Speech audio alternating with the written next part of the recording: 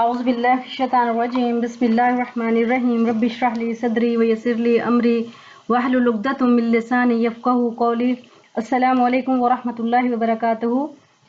دعا کی فضیلت اور اہمیت کے بارے میں قرآن پاک میں اللہ تعالیٰ فرماتے ہیں انسان کی تخلیق کا مقصد اللہ تعالیٰ کی عبادت کرنا ہے۔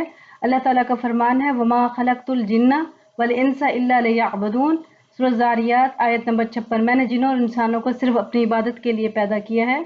اللہ تعالیٰ سے دعا کرنا بھی عبادت ہے، جیسے کہ رسول اللہ صلی اللہ علیہ وسلم نے فرمایا الدعاء هو العبادہ، دعا ہی عبادت ہے۔ فرمان الہی ہے وَإِذَا سَأَلَكَ عِبَادِي أَنِّي فَإِنِّي قَرِيبٌ أُجِيبُ الدَّعْوَاتَ الدَّاعِ إِذَا دَعَانِ، سورۃ البقرہ آیت نمبر 186 میں اللہ تعالیٰ فرماتے ہیں جب میرے بندے میرے بارے میں آپ سے پوچھیں تو کہہ دیں کہ میں قریب ہوں، ہر پکارنے والے کی پکار کا جواب دیتا ہوں جب وہ مجھے پکارے۔ لہٰذا ہمیں اپنی دعائیں مانگنے کا اہتمام کرتے رہنا چاہیے۔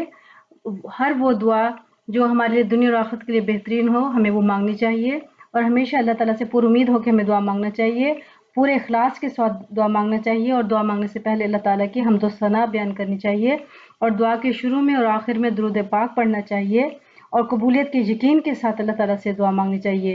اللہ تعالیٰ کے علاوہ کسی اور سے دعا نہیں مانگنی چاہیے، اپنے لیے پہلے دعا مانگنی چاہیے اور پھر دوسرے کے لیے دعا مانگنی چاہیے، یہ مسنون طریقہ ہے۔ اللہ تعالیٰ سے گناہوں کی بخشش طلب کرنی چاہیے اور نعمتوں پر اللہ تعالیٰ کا شکر ادا کرنا چاہیے، اور اس میں قبولیت کے کچھ اوقات بھی ہوتے ہیں دعا کے، جس میں اذان اور اقامت کے درمیان دعا قبول ہوتی ہے، شب قدر میں، تہجد کے وقت قبول ہوتی ہے، قرآن مجید کی تلاوت کے بعد قبول ہوتی ہے، فرض نماز کے بعد، سفر میں، جمعہ کے دن ایک گھڑی، عرفہ کے دن سجدے میں، آب زمزم پیتے وقت، سحری کے وقت، میدان جنگ میں، روزے کی حالت میں، بارش برسنے کے وقت۔ تو اس وقت جو دعا میں آپ کے ساتھ شیئر کرنے لگی وہ بہت پیاری دعا ہے، تو میرے ساتھ پیچھے رپیٹ کیجئے۔ بسم اللہ الرحمن الرحیم، اعوذ باللہ من الشیطان الرجیم، بسم اللہ الرحمن الرحیم۔ ہر حال میں پڑھنے کی دعا۔ اللہم انی اسألک ایمانا کاملا ویقینا صادقا ورزقا واسعا وقلبا خاشعا ولسانا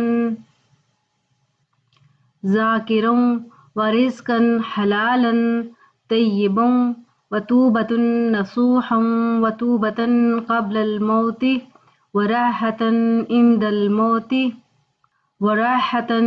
الموت ومغفرة ورحمة بعد الموت والعفو عند الحساب والفوز بالجنة ونجاة من النار برحمتك یا عزیز یا غفار۔